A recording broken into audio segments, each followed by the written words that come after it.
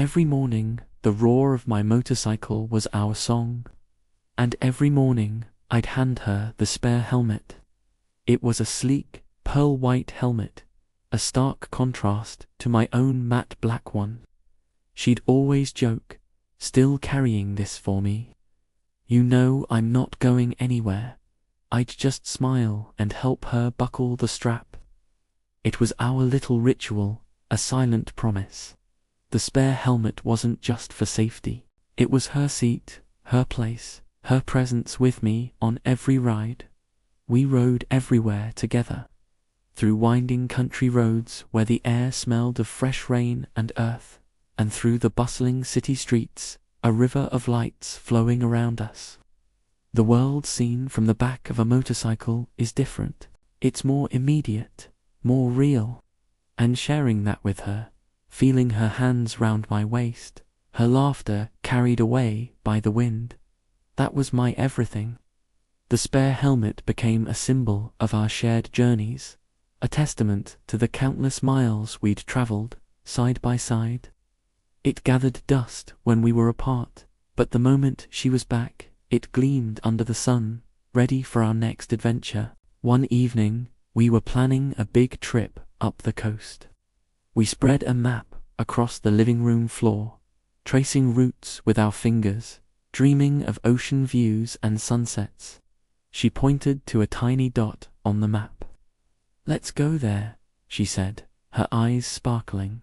Just us, the bike, and the open road. That night, I polished both helmets until they shone, imagining the salty air and the feeling of freedom. I couldn't wait. The spare helmet sat on the table, a beacon of the future we were building, one ride at a time. The next day, she had an early meeting across town. She decided to take a cab, just that once. "I'll see you tonight," she said, kissing me goodbye. "Keep my helmet safe for our trip."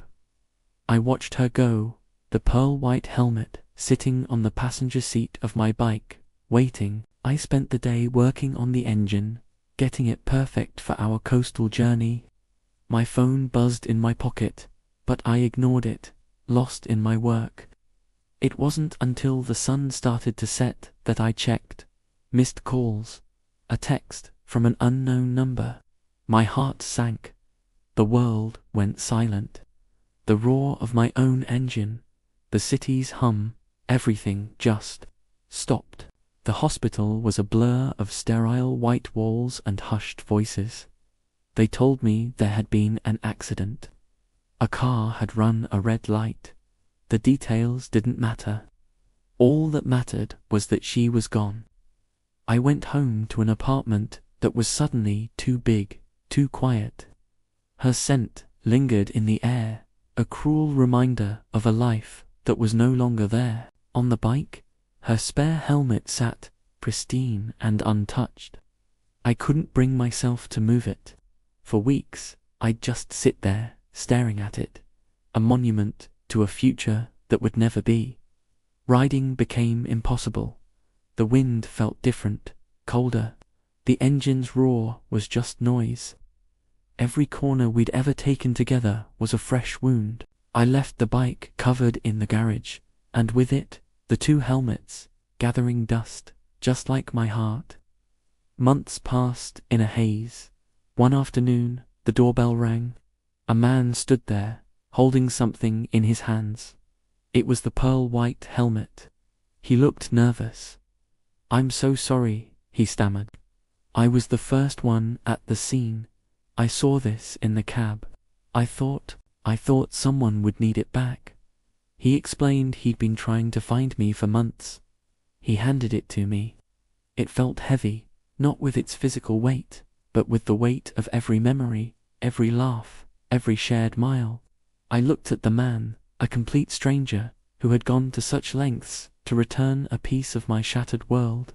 I saw kindness in his eyes.